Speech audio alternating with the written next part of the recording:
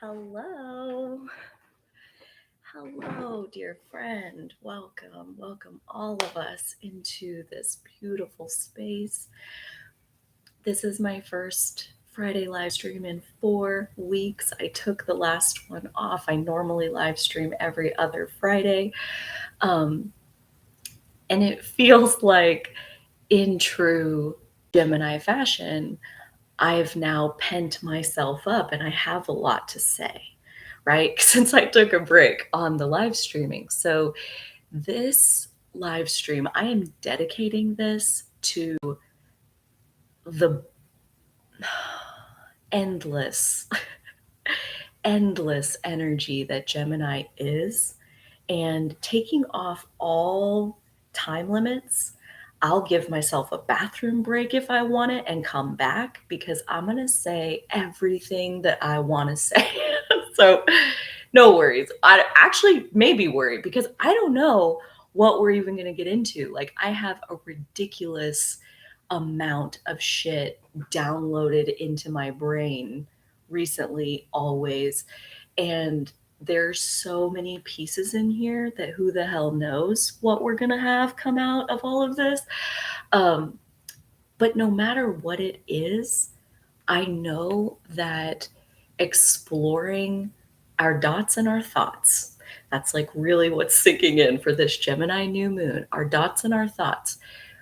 Our dots and our thoughts. It's very simple. Gemini energy is the twins. It's an air sign. It's the mutable air sign. And when I think of Gemini, I think of dots and thoughts, because everything, well, I feel like I'm telling you like the biggest secret of life. Everything in the world is just information. Like, through Gemini's beautiful eyes, it's all just data.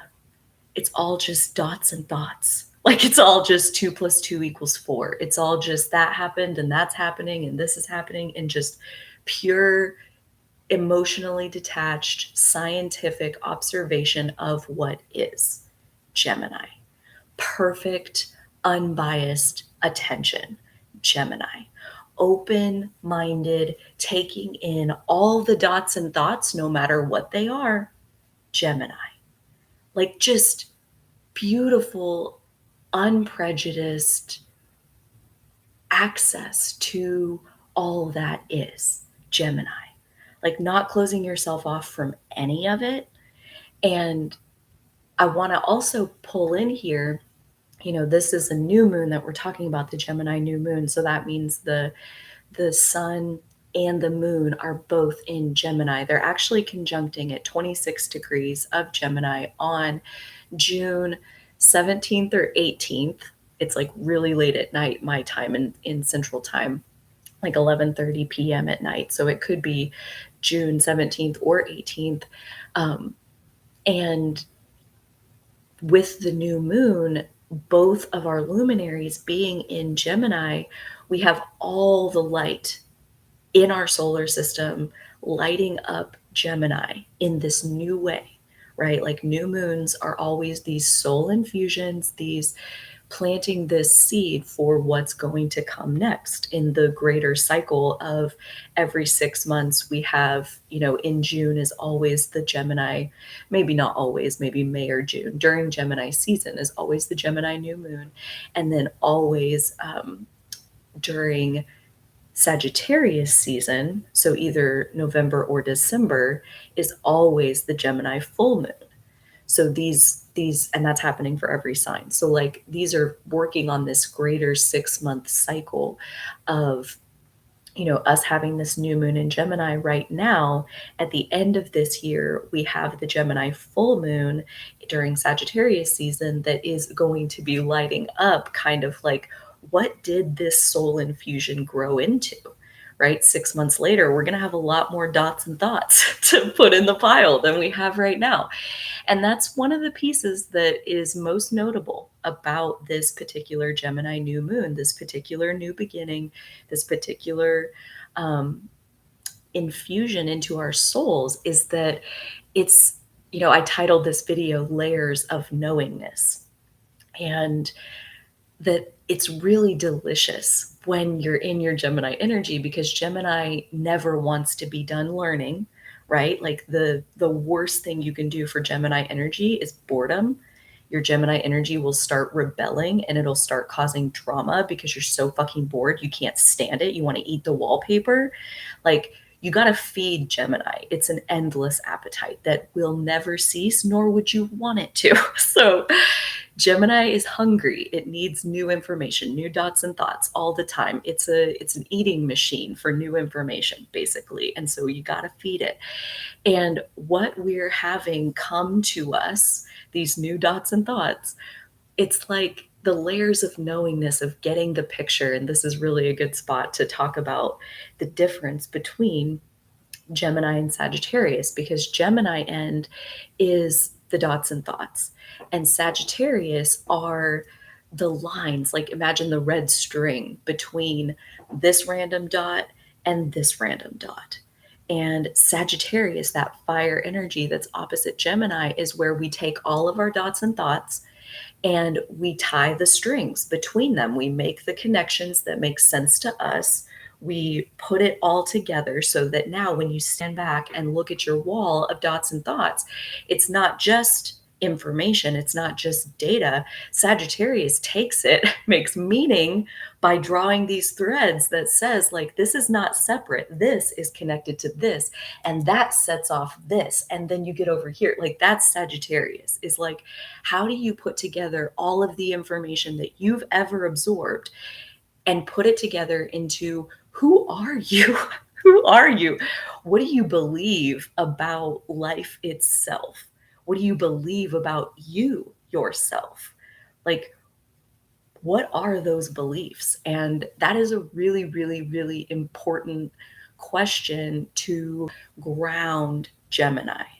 I think, if anything, the more we're grounded, and this makes a lot of sense with anytime the sun is in Sagittarius, the earth, back up, anytime the sun is in Gemini, the earth, always opposite the sun, is always in Sagittarius. So to earth Gemini energy, the sun in Gemini, to earth that, you go into your Sagittarius energy. So you ground into your Sagittarius. So really, the process of making meaning out of all of this random shit that Gemini absorbs like nonstop, that's a very soothing and cathartic process. Like fire, the process of drawing the line between these two dots, it's significant not just that you're drawing the line between those two dots, but that you're not drawing a line between that dot and all the other dots that you didn't connect it to. Like, the connections you make and the connections you don't make you who you are. So Gemini, though, is the pure open dots and thoughts, dots and thoughts.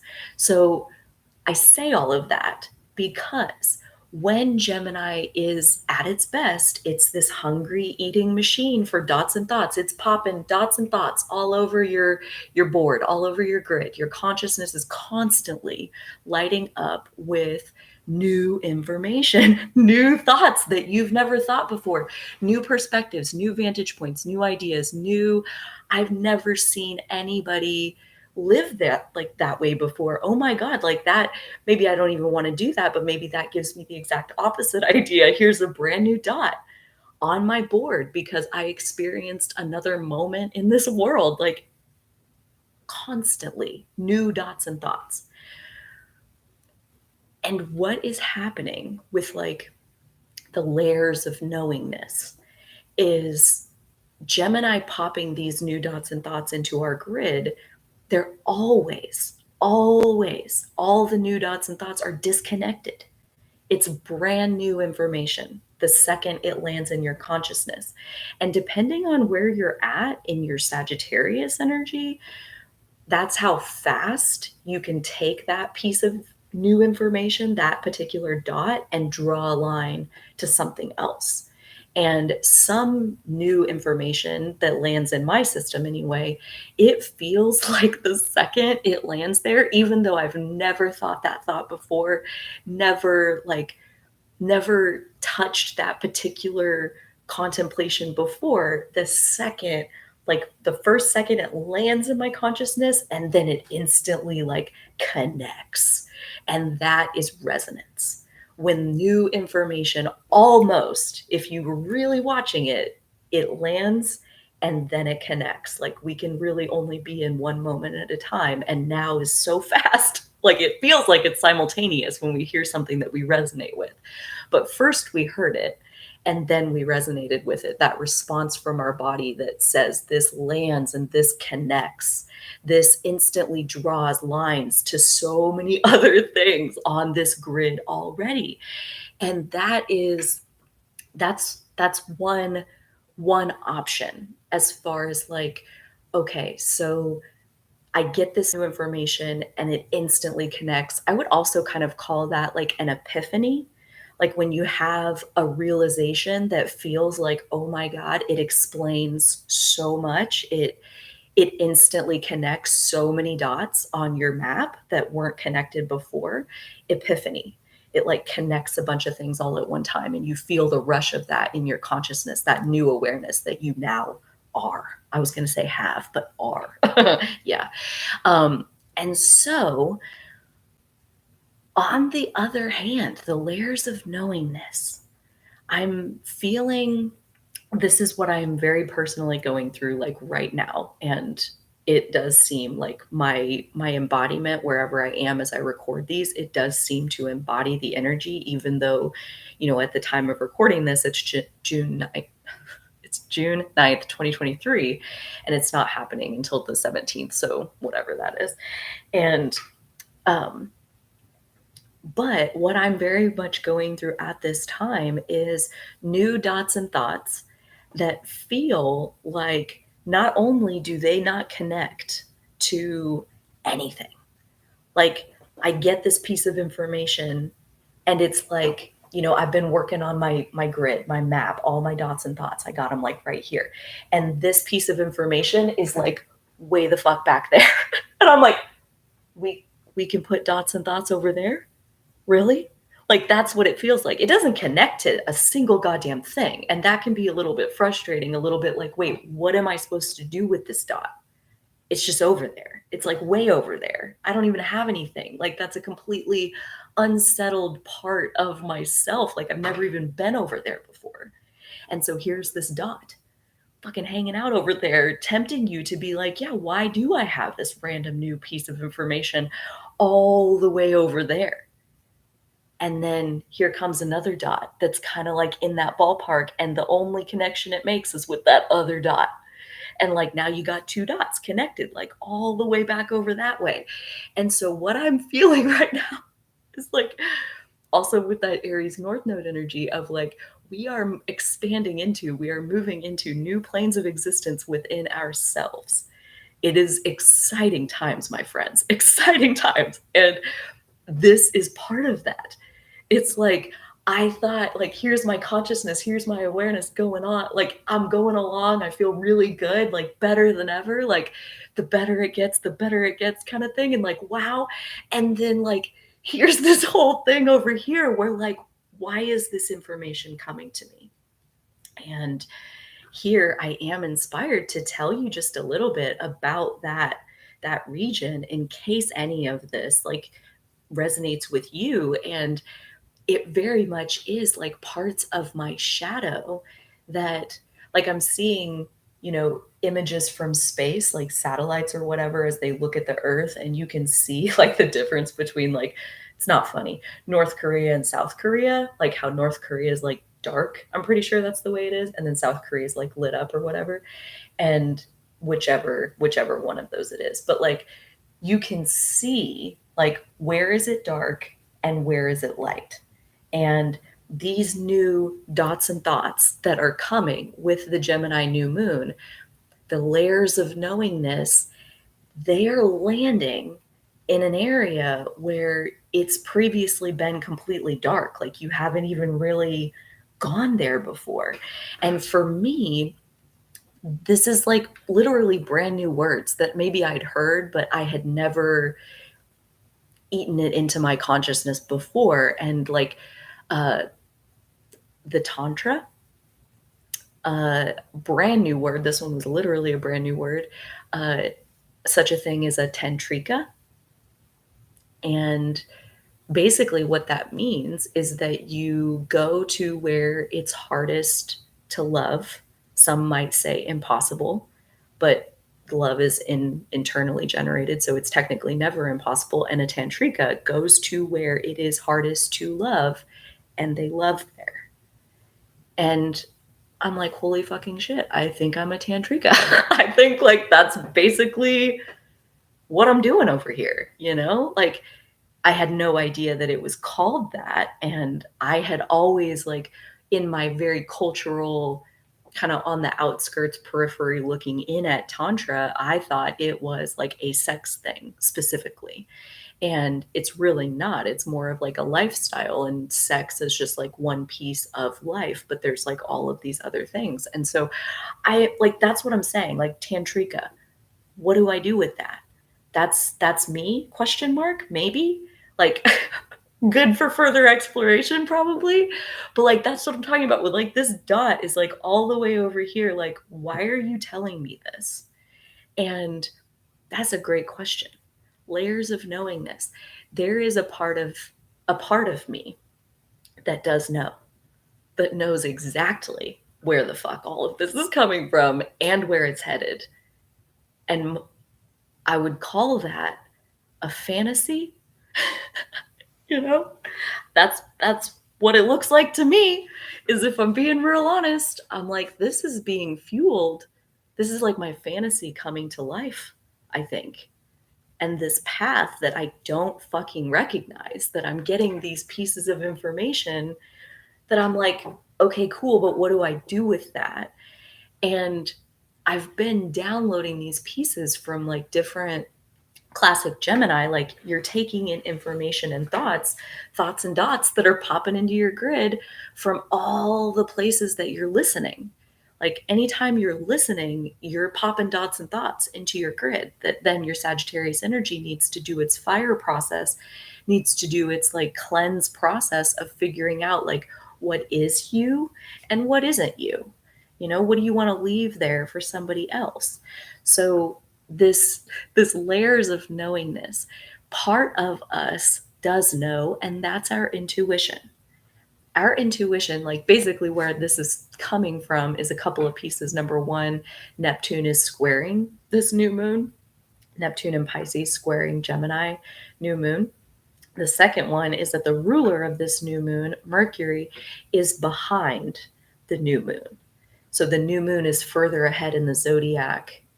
This like new seed, this soul infusion is ahead of Mercury representing like our conscious thoughts, our ability to understand and comprehend what it is that's happening in the world around us. And so our conscious mind is kind of behind the eight ball a little bit. And Neptune, that square, is veiling a lot in the physical still, while bringing us the intuitive messages that are already popping dots and thoughts into the grid. Like there's a lot happening, even though you're not fully consciously there yet. It's not physically present yet. Don't discount it. Don't discount it. Like that is the that's the biggest message that wants to be heard right here, is don't discount that, because like you think about, we are all, I any excuse to be able to say this. I love it. We are all 12 of the zodiac archetypes. And that means that we all have some amount of fixed energy within us, the fixed signs being Taurus, Scorpio, Leo, and Aquarius. And because we are fixed energy, all of us, we're all also cardinal energy and mutable. We have a mixture of all three, every single one of us. Because of that, fixed energy is where we say no before we say yes. So that's basically how fixed energy works, is that the first answer is always no. And when life wants to take you in a completely different direction, like that's why I'm saying like I'm over here and it's like, no, go that way. Like, do a complete turn and march in the opposite direction. Like, that's what life is telling me right now. And first we say no, and then we say yes, right? Like, we have to come to it in a way where we're able to come to it. And that, like Abraham Hicks talks about, the path of least resistance. Like, there is a path of least resistance where your no, your initial resistance will eventually be overcome and will tip into a yes. So, this whole path that I'm having that includes wealth, abundance, sexual shame, my creative potential, power dynamics, my own journey of self empowerment, my own journey of embodiment, my journey with healing, all and everything within me, my journey of taking inspiration from the outside world and using it to heal myself. And all of these pieces are coming together and they're saying, turn around and go the opposite way. And I'm like, are you sure? Universe, all knowing, infinite intelligence, are you sure that's what I should do? Because maybe you're not thinking of this, or this. This is our fixed energy. Okay, thinking we know better than the universe. And the reason I want to lay that in there is because we can't fucking help ourselves. Okay? Like, it's just normal. It's normal to say no before you say yes. Most of the time. Some people have, a lot more Aries or Gemini or whatever it is that like lets you say yes either more often or faster. But every single one of us has some level of like, I'm not going to go unless I want to go, And that's like best case scenario. That's like an empowered person that says, I'm not going unless I want to go. Um, if I feel my power being drawn in that direction, then yeah, I'll go there. And if not, then no. And so even the universe, we make even the universe kind of like prove itself to us by leading us through the path of least resistance, and all to connect the dots and thoughts. All like, right? Like, we don't, that hungry eating machine of Gemini who just wants new information, new information, new information. The shadow of Gemini is kind of like, what do I want to say? How do I want to say that?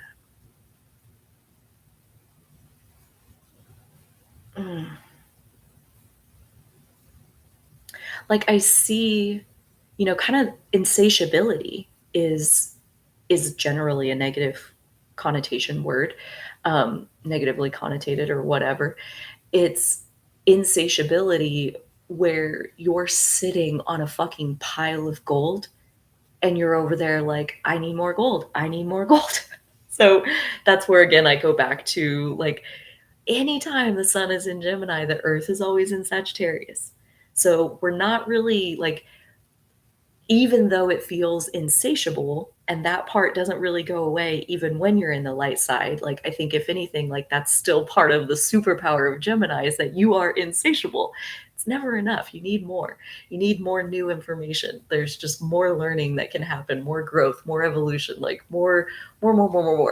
um, but it's for the thrill of the Sagittarius process. It's for the thrill of the epiphany. It's for the thrill of when it does come in, the new information lands and connects. And like all these dots like come together to form this picture that you did not have before, right? Like when you stand back from like, I'm getting like a Rorschach test or something. Like basically that's what Sagittarius does, is that you connect all of these little individual dots with all of your little strings and you make this like individual connections. And this takes a lifetime, right? We're constantly doing this, even if it's only unconsciously. And we're connecting the dots in whatever way that we do. That's like part of our unique essence. And then when you stand back and look at the lines, like all the lines, like when you've been shading a picture for a long time and like you're doing it kind of like in these little spots and pieces and whatever, and then you stand back and you're like, oh my God, it's a face. Or it's like, oh my God, it's an arrow pointing that way. Like it's a picture. It's you. It's who you are, the way you connected the dots and the thoughts. Like, that is who you are. And hacking into that picture of like, what are the dots and the thoughts that you've connected? And why did you do that? You know, like that is there's a part of the dots and thoughts that are illuminating themselves in my experience at this time is a channel that I found called Cults to Consciousness, where her name is Shalise, and she's interviewing people from all different high demand religions or organizations. Like she had an episode where someone was had grown up in a cult and was like making these parallels with the US military, a high demand organization. So like they're more looking at those principles where individual sovereignty is no longer allowed to thrive. That's when shit goes bad. Like, basically, that's a cult where you cannot exercise individual sovereignty.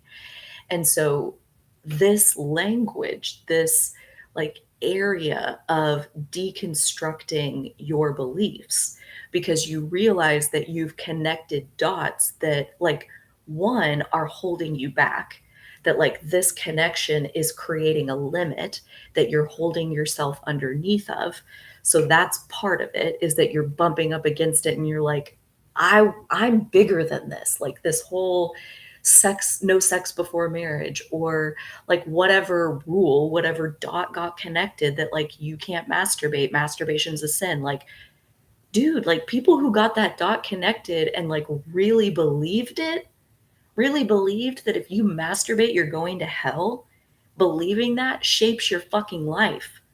And deconstructing our beliefs, like taking the thread and like snipping it off of this dot so that this dot is no longer, masturbation is no longer a sin. You know, like taking the connection away so that this thing is not connected to this, and reshaping who we are and what we believe in whatever way we're inspired to. Like deconstruction of that picture, deconstruction of who we are, being willing to look at the picture in the first place and like, do you like what you see? Like that's one of my favorite things to talk about that I feel like really fuels individual sovereignty, is like you hear a shit ton of stuff out there as far in the self-help space, as far as like, you know, just do this. Or like one example that comes to mind that I was like contemplating on yesterday, it's like say less. This was the advice that someone was like just living by, like say less, like that's what you got to do. And I'm like, that feels like someone shoving a nasty, gross tube sock down my throat. And I resent you even trying to tell me that that is the connection I should make, because I'm not doing it. I'm not doing it. You know what I'm going to do? I'm going to take the time limit off my live stream tomorrow, and I'm going to let myself say as many things as I want, just to show you that I am going to prioritize what feels good for me in my individual sovereignty. And I'm not going to take any information from the outside world and connect it into my grid without being conscious of what am I doing. And granted, like we're not perfect, we're not trying to be perfect. There will be connections that get unconsciously made, and those are fascinating to like see yourself trying to make unconscious connections. Like when I do start bringing in these dots and thoughts back here that have so much to do with sexual healing, reclaiming a piece of me that I was taught is bad and wrong and shameful and makes me less than, makes me unworthy, is embarrassing, is humiliating. I'm talking about my sexuality. Like to be taught that pretty much my whole childhood, all of these dots behind me, like pretty much my whole sexuality's in the shadows. So my layers of knowingness, like I'm getting all of these dots that like my intuition knows. I can feel the fantasy of wanting full free expression, but my layers of knowingness, the path of least resistance, I can't see how that's coming. Like I can't see how all of this connects, like meaning I don't know what to do. Like I don't think there really is even anything to do. I think the action will unfold in its own time. And in the meantime, it's just continuing to let it come. Like let one little dot come into your awareness that you didn't have before.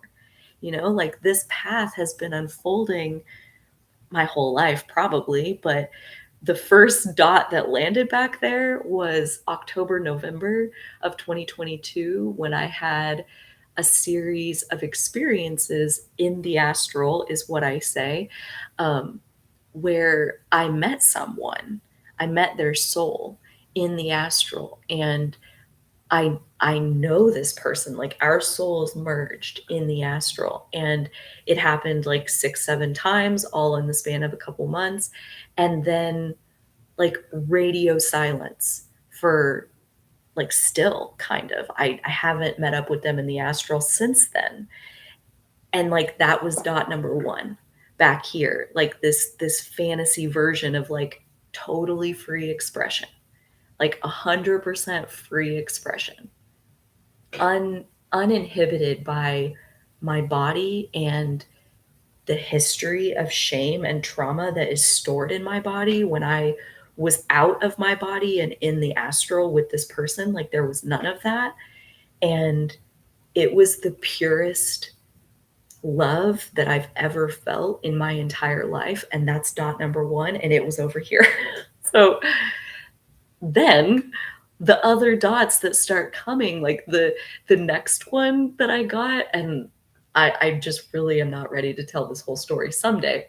But the next one that I got was so funny because as I'm over here, like trying to figure out like what is this random dot, like all the way on the other side of the room, as I'm like kind of, you know, just in the back of my mind, like, what is that? What is that? What is that?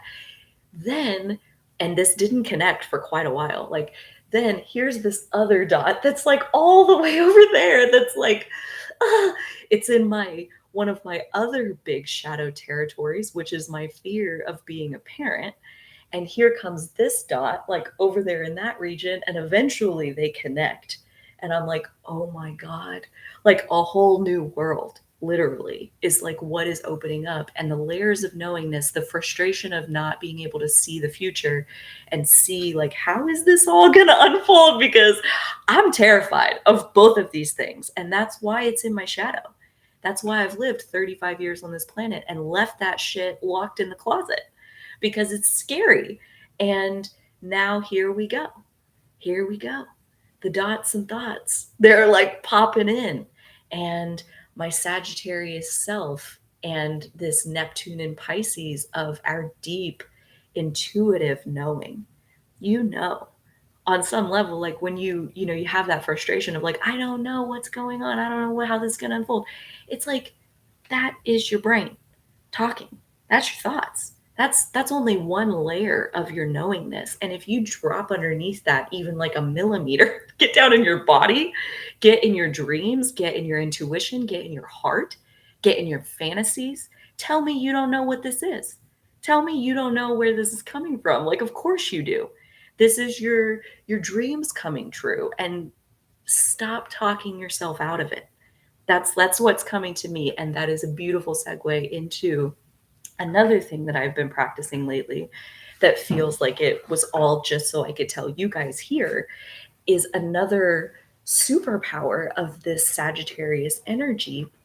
And I, before I do this, I do want to lay in that like I have the blessing and the curse. All blessings are curses. All curses are blessings. This is my own personal belief. I have the blessing slash curse of having all 4 of the mutable signs activated in my natal chart, including some exact squares between my Gemini and my Virgo Pisces energy. And then also my Sag and my Pisces, like they're pretty close. And so anyways, I say all of that to say the intuitive download of your own personal truth can be one of the most exhilarating, tantalizing, delicious, scandalous adventures you've ever been on. if you don't talk yourself out of it.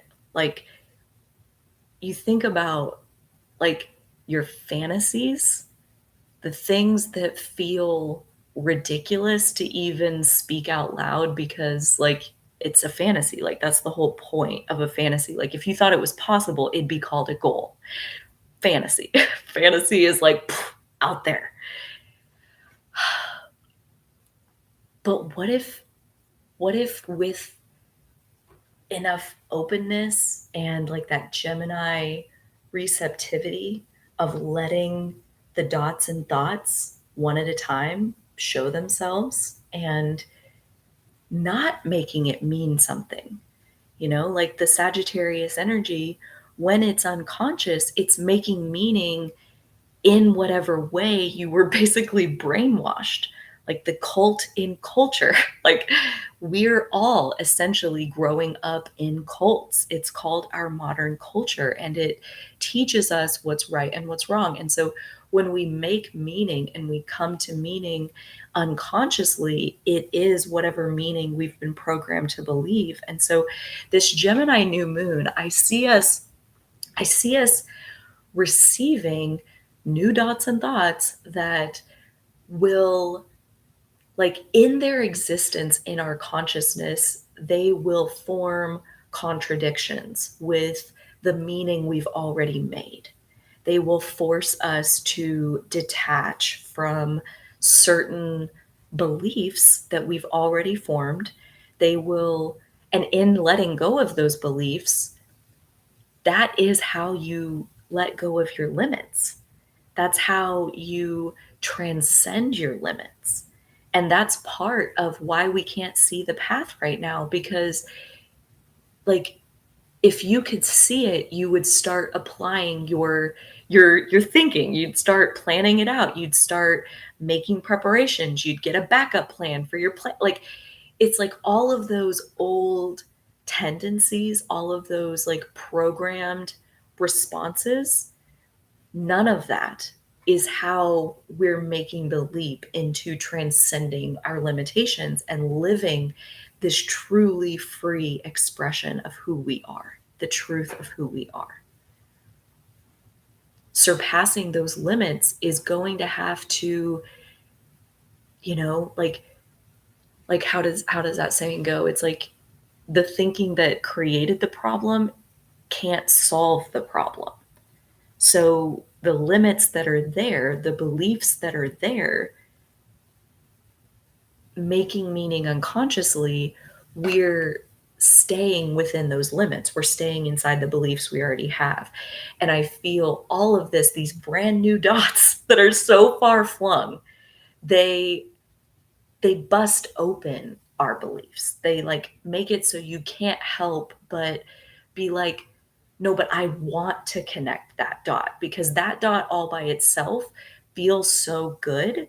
But a disconnected dot, it's like, it's nearly impossible to embody that energy, because the energy that we embody is being supported and affirmed and like fortified, reinforced. That's the what I yeah, the energy that we're embodying is being reinforced by the structures of our lives.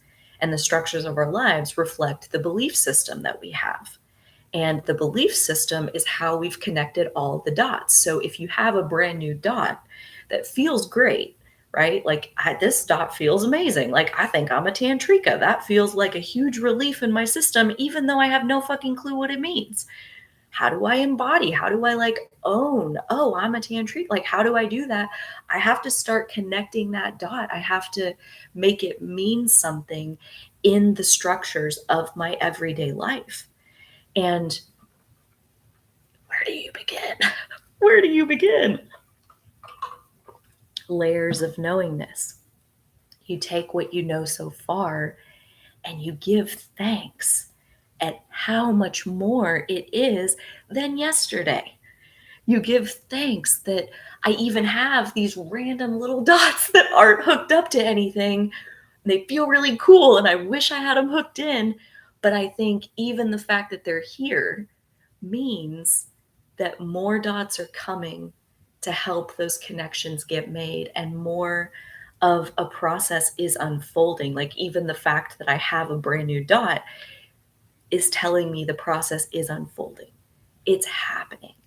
So as often as we can, like, I'm feeling very much like this, like Mercury and Gemini and Uranus and Taurus, where Mercury is more our conscious thinking, like our thoughts in our head every single day. Like, I heard a stat the other day, who knows if this is true, that said on average humans think 60,000 thoughts a day.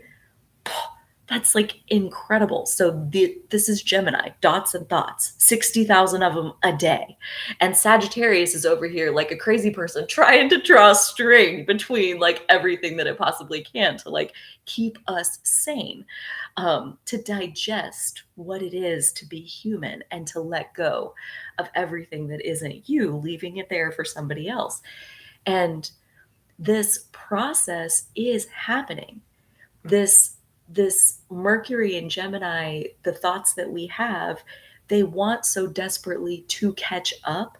But that's where I'm saying, like, layers of knowingness, when you sink into your body, and right now Uranus is in Taurus, Uranus being the planet of our higher mind, kind of our higher self, like our more like our crown chakra, like pulling infinite intelligence and divine individual essence into ourselves, for contemplation in our conscious mind.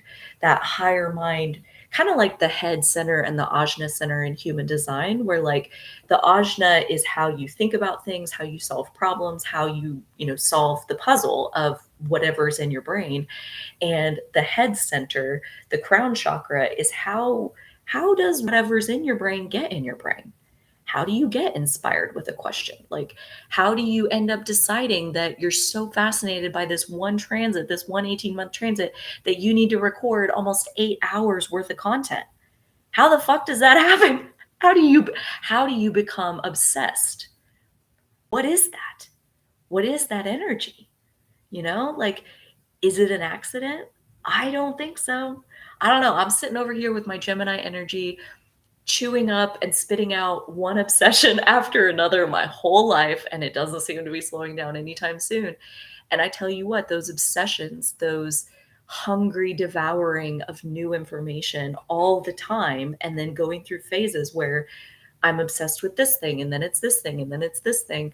All of that puts dots and thoughts all over my map. And then my Sagittarius, my true self, my higher self, is connecting all of that together to form who I really am. Like Uranus, our divine individuality, like who you really are, the most authentic version of who you really are. And right now, that Uranus is in the sign of Taurus, our body, our five senses, our right here, right now, momentary sensory experience that can only be felt right now, right now, right now. The heartbeat that is right now, Taurus. And I think the connection that I'm feeling here is this layers of knowingness. Like, even though Mercury may feel a little bit out of the loop, you may feel like, I have all this information, I have no fucking clue what to do with it. Now I'm overwhelmed. I don't know what to do. And now we're like sitting on the floor as our 6-year-old self, pouting because we don't know what to do. And while we're doing that, we're not doing the natural process of letting it all connect. Let it happen. The dot being there means the connection is imminent. Some dots connect faster than others because some dots have more connection points to work with, right? Like the path of least resistance. And I think, for me, like, let's just say that I manifested my fantasy thing, I would have run screaming to the hills. Like, I would have been a hard no. Our fixed energy, we say no before we say yes. I would have ran the fuck away as fast as I possibly could have, because that fantasy, to get there, to get to that particular mountaintop, you have to walk through the shadow of fear a bunch. And to just get dropped into the deep end of the pool is a cruel thing that the universe would never, the great mother would never do that to us. the Great Mother would give us the dots and the thoughts, the path of least resistance that lets it connect in a way where we can get ourselves up to speed at a speed of Uranus and Taurus, being that, like, our nervous systems, our physical bodies are a very dense frequency. And for us to ascend, that ascension happens inside the human body. So in order to reach, I love Uranus and Taurus because in order to reach our higher mind, our higher self, our infinite intelligence, our connection with infinite intelligence, it really is a practice of sinking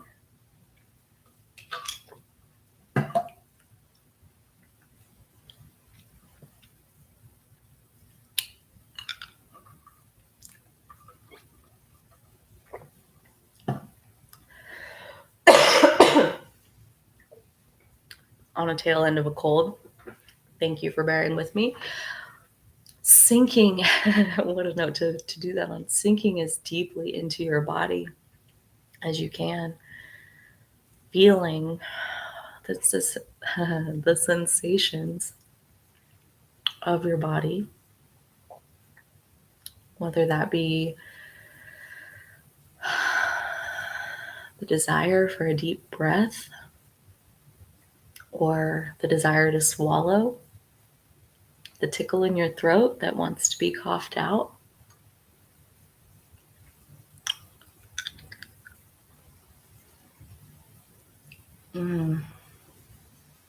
Like when I really sink into meditation,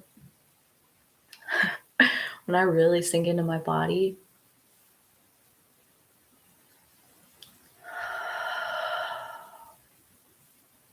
number one, I know I got there when I start moving,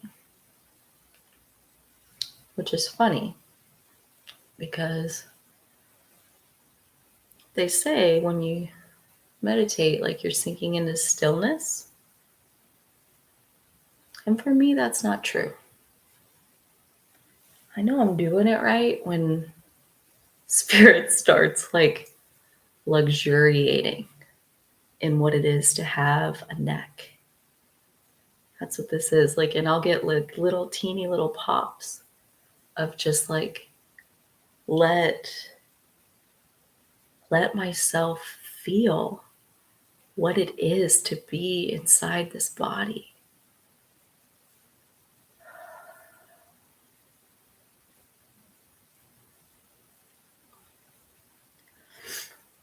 And when we sink into our body, when we calm our mind,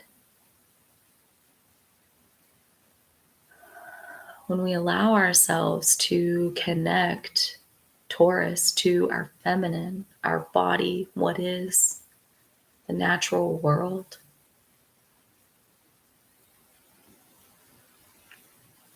we find something that, like, even the archetype of Uranus being the higher mind, it's out there, it's up there, infinite intelligence, God, it's up there, it's out there, the higher mind, bringing it in.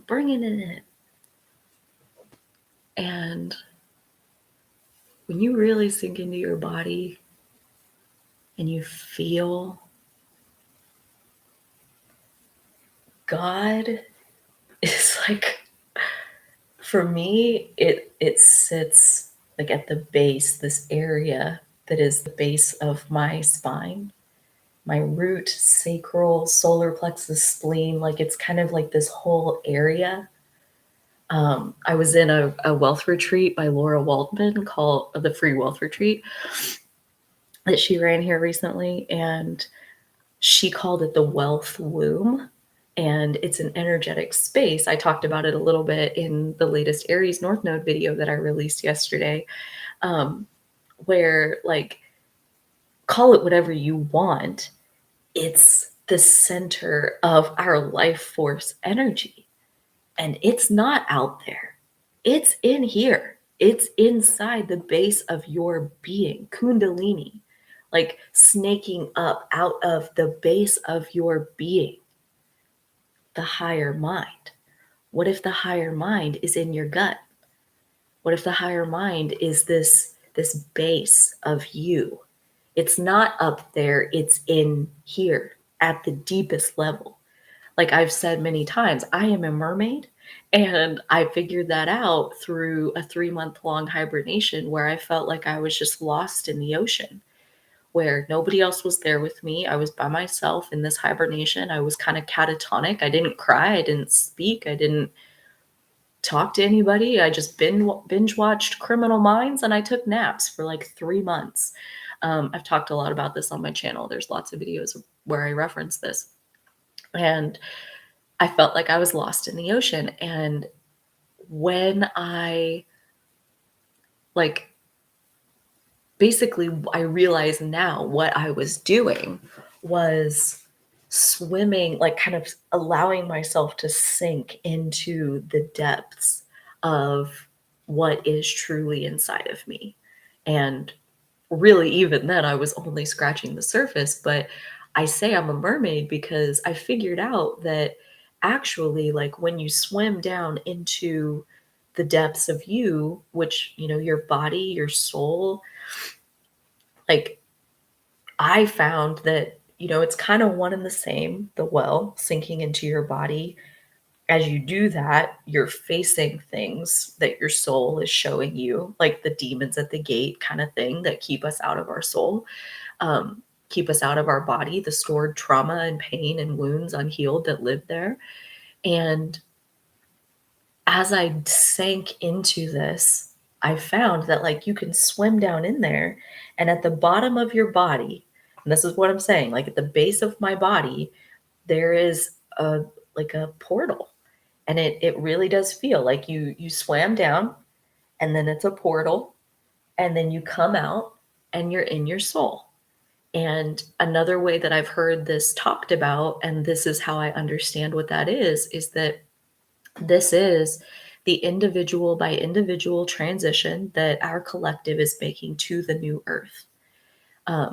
Like essentially sinking down into your full embodiment such that you find the portal to your soul. And now you're living from the soul side. And that's not to say you don't sleepwalk your way back up out of all of this and you got to swim back down in, get reconnected. But living from your soul, that's the new earth. And there's a lot of people already populating the new earth.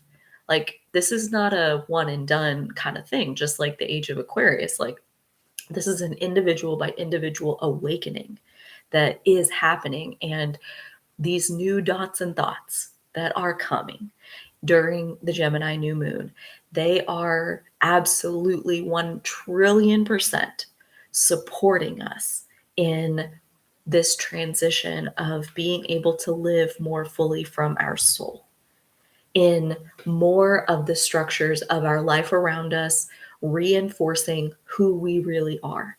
And remember, the structures of our life around us, Capricorn, are based on our beliefs, Sagittarius. Our beliefs are based on the way we've connected all the dots and thoughts that we've ever absorbed, Gemini. So this beautiful energy that is absolutely supporting us, that is bringing us reflections that show us either how we've connected dots in the past that maybe we don't want to connect those dots like that anymore.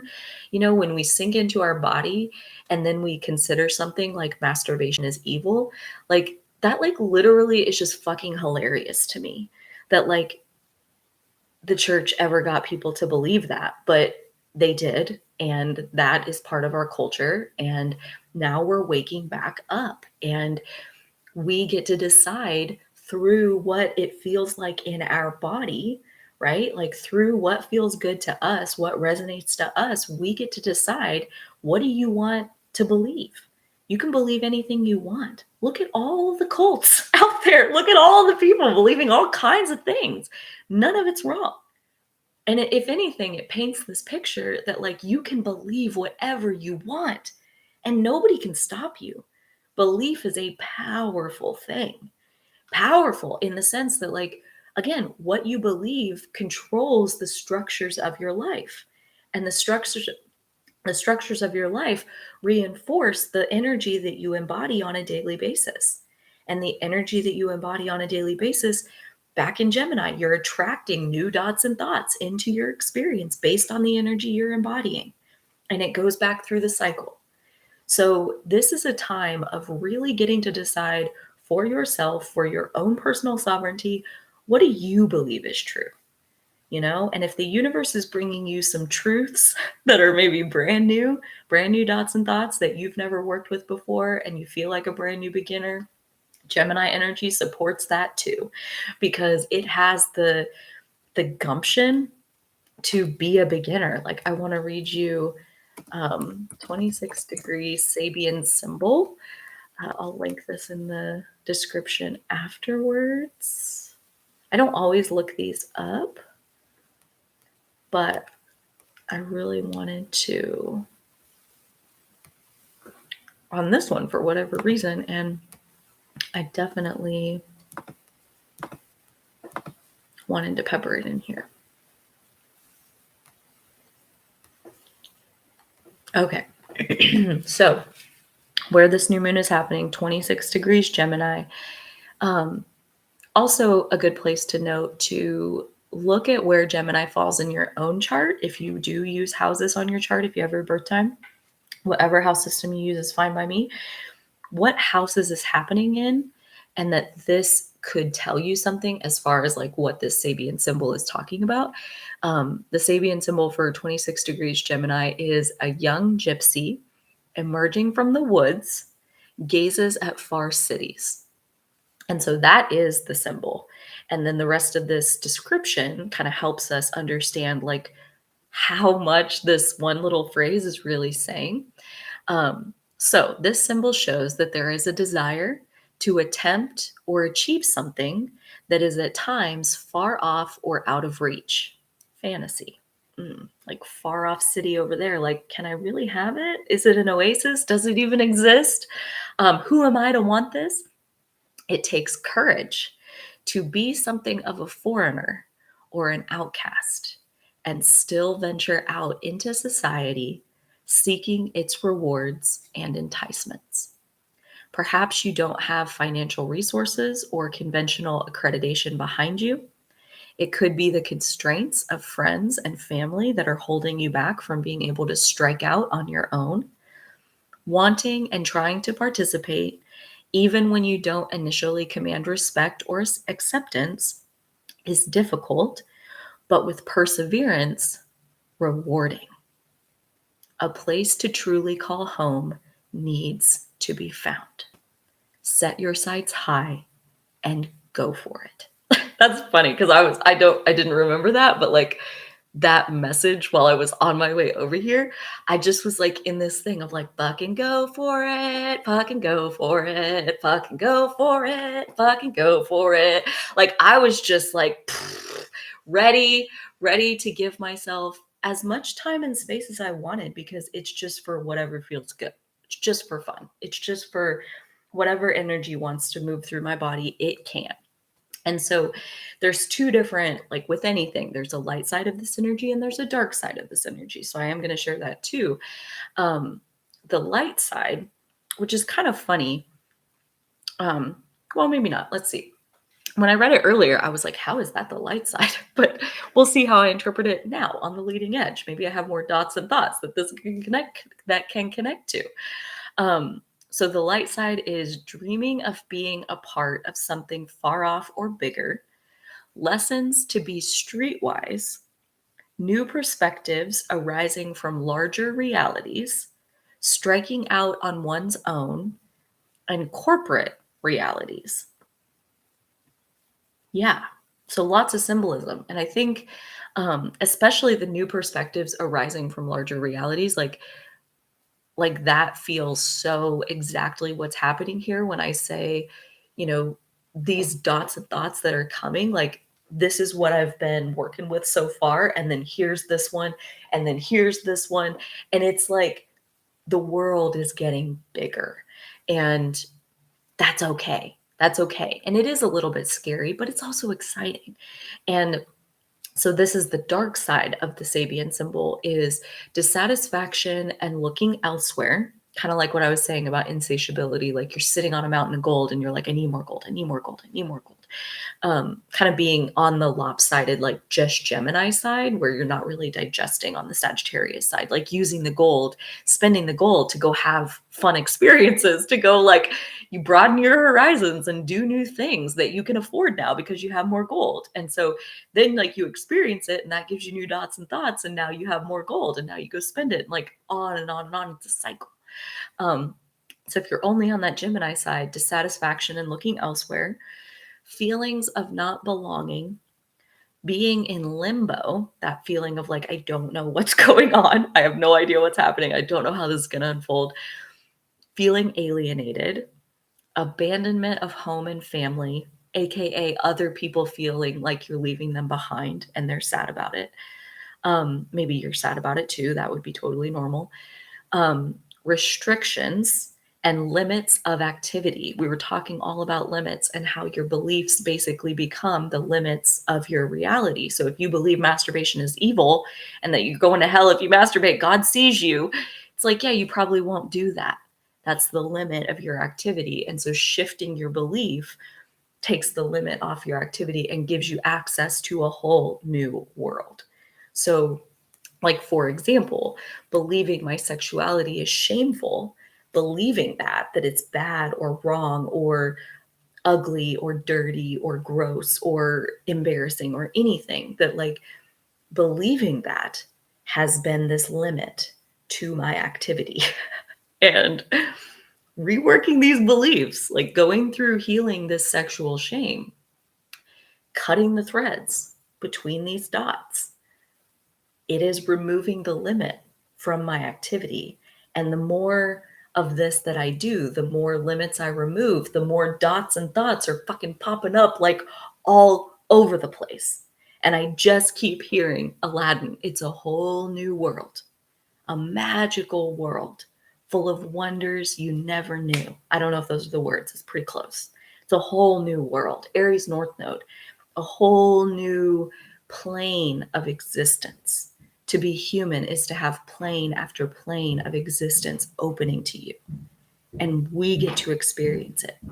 We are the pioneers of ourselves. We get to be alive. We're here right now. And it's pretty freaking incredible. So that actually feels really good. I'm not saying I'm getting off yet. I am going to look over here and see if I want to respond to anything in the chat. If you want to pop anything in the chat, I am going to hang out for another minute and see if anything else does want to come through.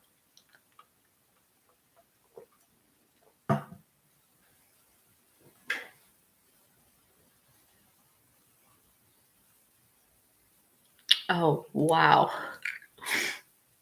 So Eliz 2000 says, with Taurus Sun, along with Venus, Mercury, and Saturn. So Sun, Venus, Mercury, Saturn, all in Taurus. And then we got a Scorpio moon over here and a Leo rising that's probably squaring, at least loosely, a lot of that. And she says, I have an abundance, an overabundance of fixed energy. My Mars is in Gemini, though. Whoa. Yeah, dude, that's got to be like a mind fuck sometimes, I would imagine. And would be like that for a lot of us where, if you even think about fantasy, it's like there is a part of you that wants that. Like that's why you have that fantasy. And then there's all your fixed energy that's saying no before it can say yes. And the thing that I've really been like wrapping my mind around, like, especially during this Taurus North Node transit, where we have the nodes of fate moving through fixed energy, is timing and how our fixed energy guides timing and how timing is everything in nature. Like the right thing at the wrong time is the wrong thing. So, like timing, if you don't get the timing right, none of the rest of it matters.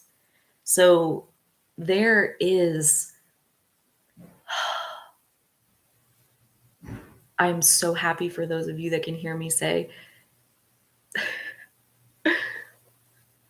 that sometimes, like the timing, like being stuck or stagnant or staying put for a long period of time, that's exactly where you're supposed to be, right? Like that's right place, right time to say no, to stay where you are. But Carly, I have this fantasy and I want to go over here. Cool, me too. Cool, me too. Me too. And the more we let the process open up to us and unfold, and dots and thoughts and dots and thoughts and connections and pieces coming into view, right? Like there's a reason that things stay in our shadow, that they exist there, because the things that we pressed snooze on, like I'm not capable of experiencing this right now. And so you press snooze and it goes into your shadow, AKA your body. And no worries. Like, how about that? Let's appreciate that for a second. Like, holy fucking shit. Like, how cool is it that when you're not capable, when you're not resourced in that moment to handle whatever life just threw at you, bada bing, bada boom, no problem. It just goes in the shadow. No worries. Like the receptacle that is the shadow is always there for us. It's like the great mother. It absorbs anything that we give it, never says no. It always takes from us and says, yep, thank you, sir. May I have another? Like anything you want to reject of yourself into your shadow, the shadow can be as big as you want it to be. It's endless. It's abundant. And again, like, thank you. Because if we didn't have the shadow, we would all be locked up in white padded rooms somewhere. Like facing things that you're not resourced to face is torture. So to have a mechanism inside our being that will capture things into our shadow that we are not currently capable of handling, that is the gentle benevolence of the universe at work. So no one will ever convince me that the shadow is bad or wrong. Like that's a helpful mechanism if I've ever seen one myself. And then there is the reemergence of what has been in the shadow back out into the light. And that's where I'm saying, like, these dots and thoughts, like, man, they're coming out of the woodwork. They're lighting up the darkness on the map, the places where we've been too afraid to go. Fear is one of the most powerful, if not the most powerful emotion. I don't know, fear, love. Fear or love, fear or love. I don't know. They might even be the same emotion. So I'm going to say it's a 50-50 tie for the most powerful emotion between fear and love, because I think those are two sides of the same coin. But anyways, fear, believing, right? Believing that something scary lies ahead is a limit to our activity.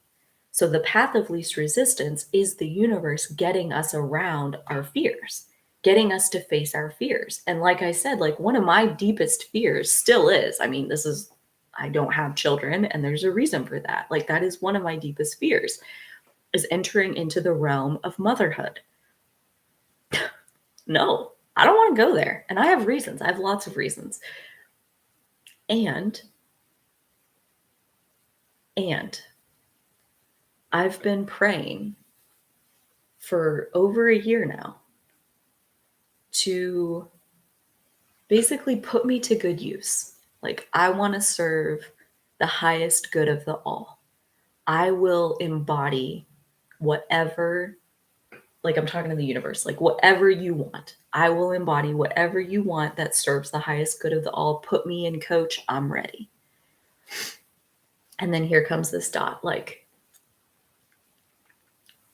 will you bring a baby onto the planet?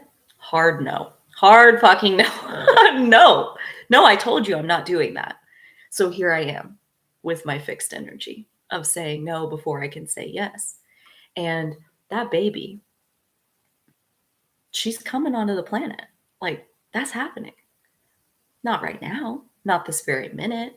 I have no fucking clue what is going to unfold between here and there, her arrival.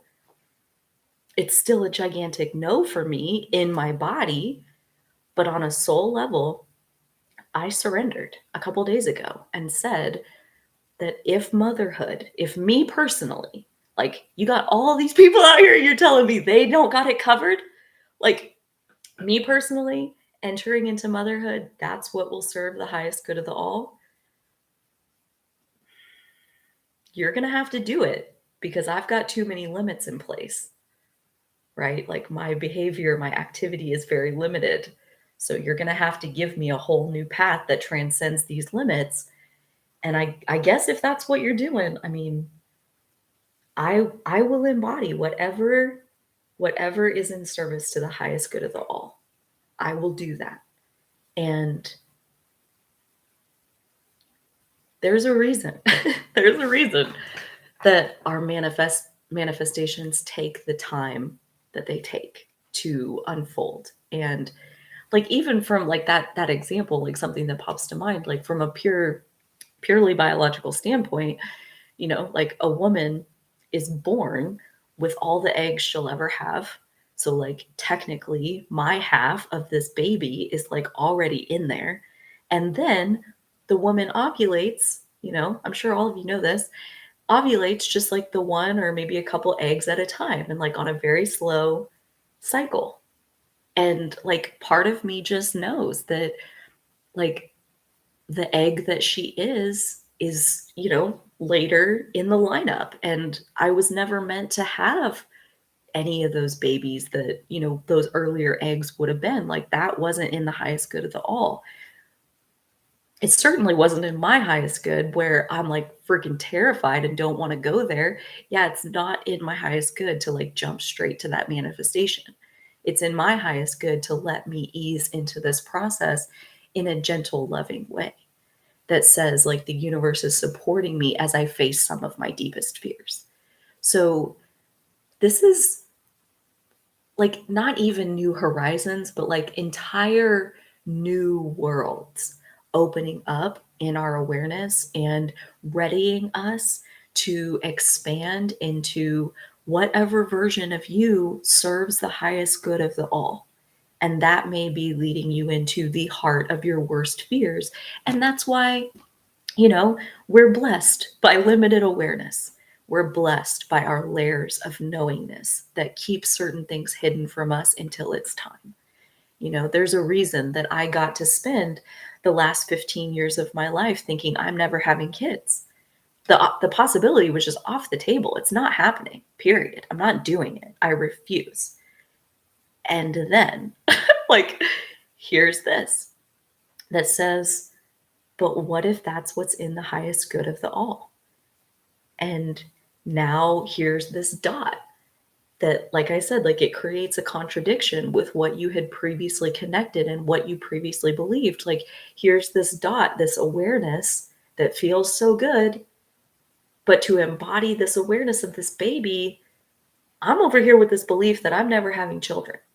So like how does this rectify or reconcile? Like, how do you get all of that to exist in one person?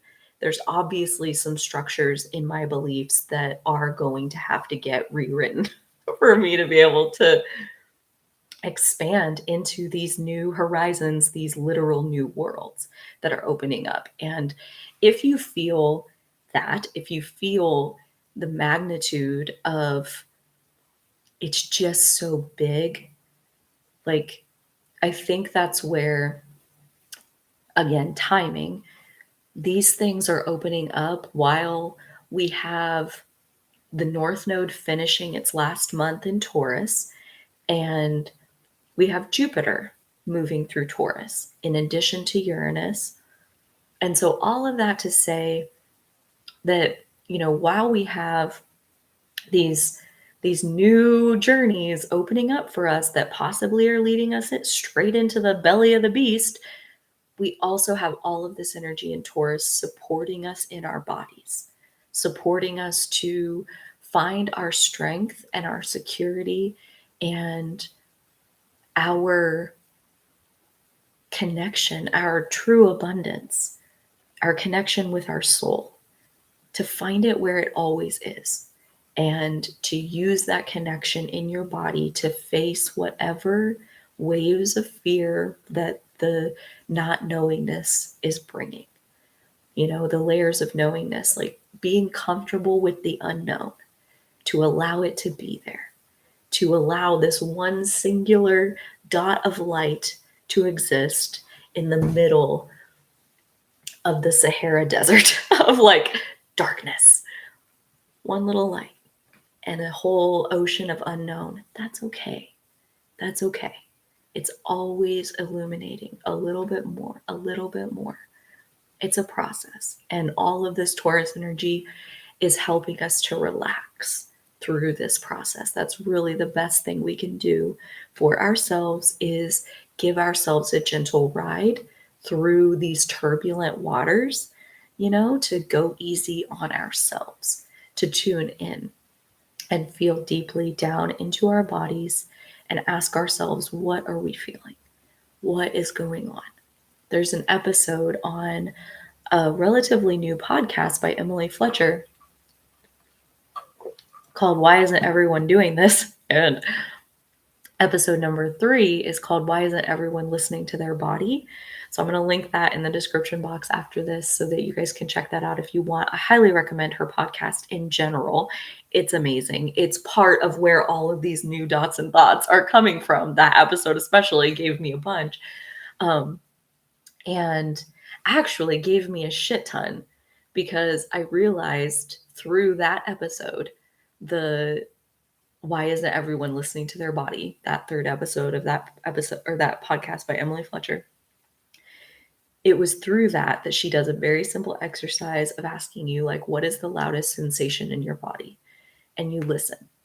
And she reassures you that you don't need a story about the sensation. You just need to feel it. Just feel the sensation. You don't need to understand why or what or how or who. Just let it be there. And as I sat with it, I basically, what it was like what I'm now calling my knee ghost. It lives in my right knee, this knowingness. And it's this terror of causing harm to another person. I'm physically petrified of doing that. And there's a whole story behind it. But that's where that knowingness lives, is in my right knee. And I downloaded yesterday, like I got that connection a few days ago, like early this week. And then yesterday, the dots connected between my knee ghost and this dot over here of like, what if you need to be a mother to serve the highest good of the all?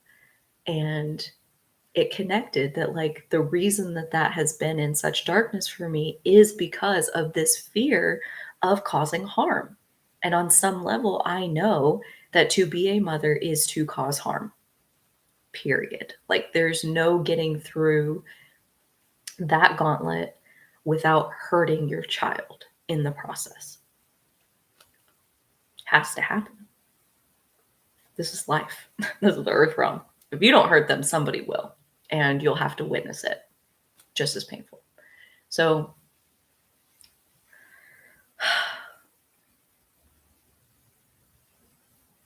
basically, what I understood, this whole darkness over here that is like got one speck of light in the middle of it, is like, you say you want to serve the highest good of the all. But what if that means that you need to cause harm to others?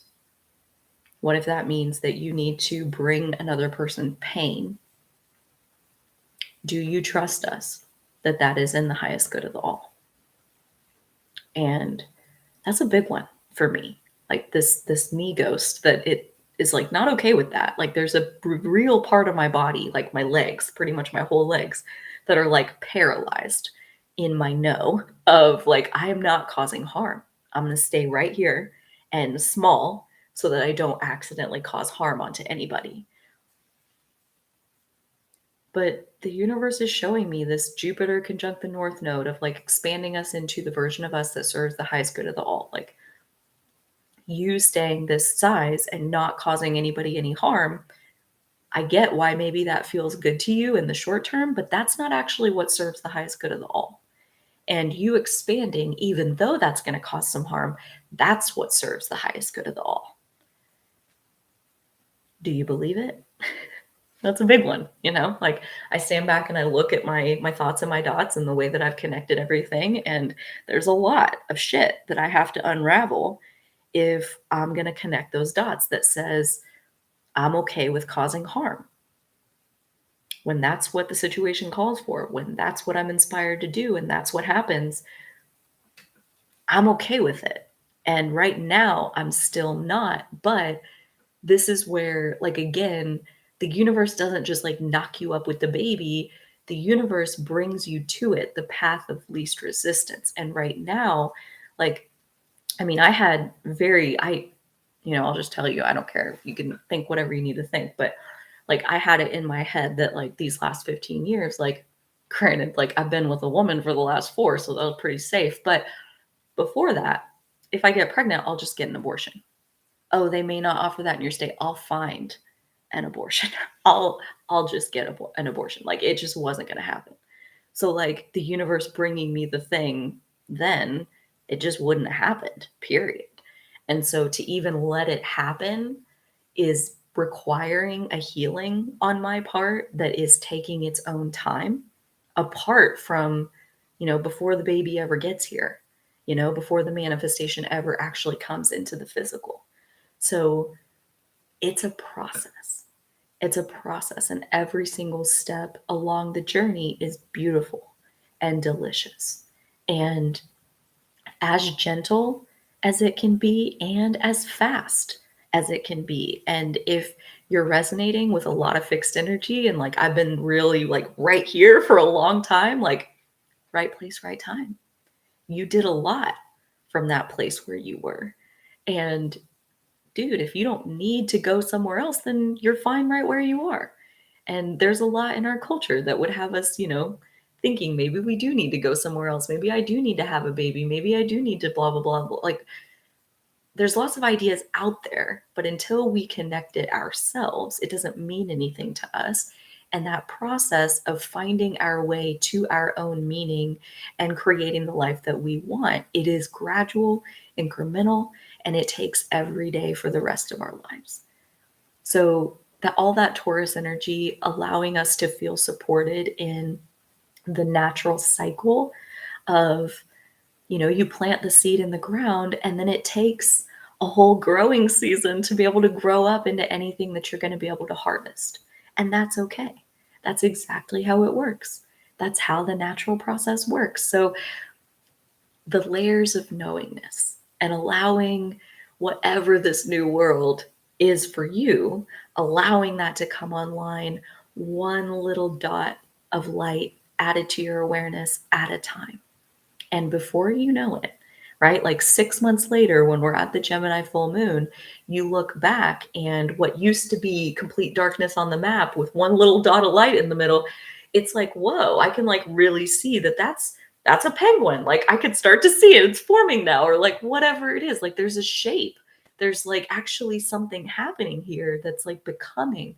And that process of becoming, I think that is a beautiful note to end on, where like the becoming is eternal. It's that heartbeat of the universe of more, more, more. It's that insatiability of Gemini energy, that delicious never endedness, never enoughness that drives the expansion of the universe for all of eternity. And we are the universe inside of ourselves, each and every single one of us.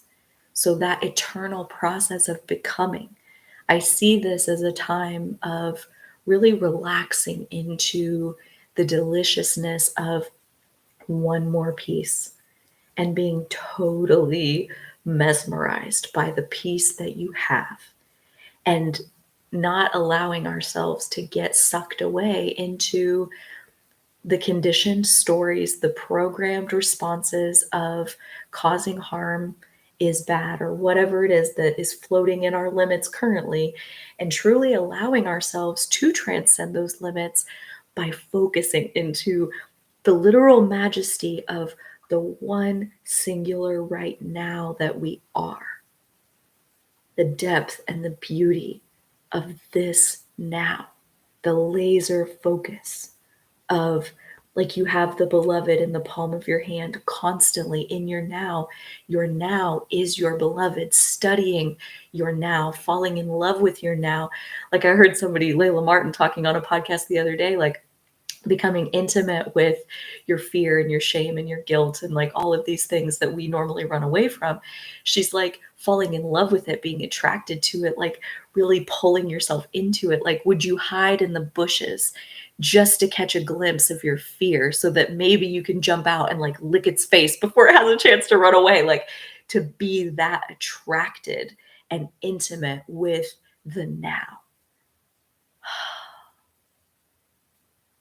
You know, like it's only when we come out of the now that the story even has space to exist.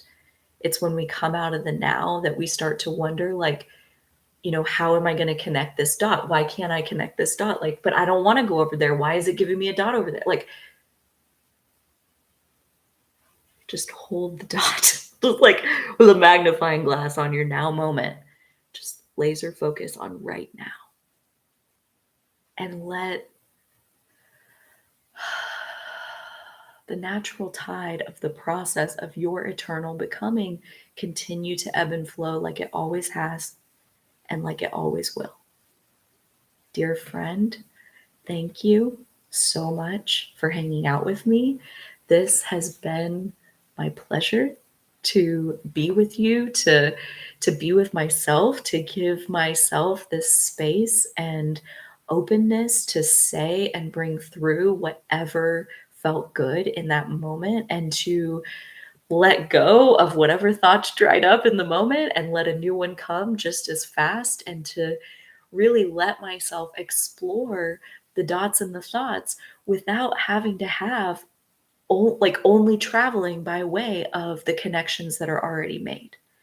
You know, like on that Sagittarius end where that's the shadow of Sagittarius, is that dogmatism where you only follow, like, this dot connects to this dot on this line. That's dogmatism. Is like, no, it's like this. And it's like on the Gemini side, like on the Pisces side, like even on the Virgo side, hell, like Virgo's like, dude, no, it doesn't. Like you can connect the dots in all kinds of ways. Like, here, let me show you. And on the Gemini Pisces side, they're like, no, the dot in and of itself is what's delicious. Like, stop even trying to connect it to anything else. Look at this. Look at how beautiful. It's like this random little dot and it means nothing and it connects to nothing and it has no value. Can't sell it, can't trade it, can't pawn it. But look how pretty. Oh, Gemini Pisces. Fascination, bewilderment with the now, with the singular dot, with nothing else. The dot doesn't have to justify itself. The dot doesn't have to prove itself. It's loved because it is. Look, it's right there. It's right there. Easy, peaceful, simple. It can be, you know? And I would love to hear from you how yours goes. Feel free to check back in. Let me know, because I'm excited to talk about it on the next Friday live stream, which will be 2 weeks from today on June 23rd.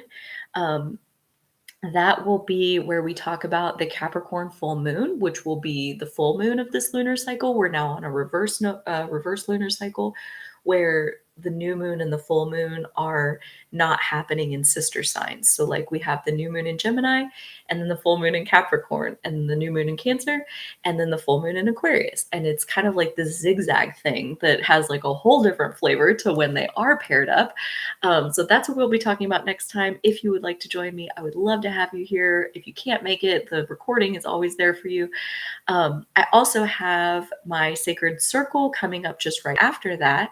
It's always on the fourth Tuesday of the month. So that would be June 27th this month. And we will be starting at 11 a.m. Central Time. Those usually last between an hour and 2 hours, whatever's fun, whoever's there. We talk about whatever is present. Like we do the Gemini Pisces thing where we look at right now and we talk about it. And it's really fun. So if you're called, definitely check that out. Yeah, I think that's everything this Gemini wanted to say. And now I'm ready for a nap. How about that? So good. I will see you guys next time. Until then, please take such good care of yourselves. If you want a little more of me, like I said, I released the latest in the Aries North Node saga, 8 hours worth of content. If you want to dive into that. And I will be back soon with another live stream. Until then, you take such good care of yourselves. Please like the video, subscribe if you want, and I'll see you next time. Okay, bye. Bye, everybody. Thank you.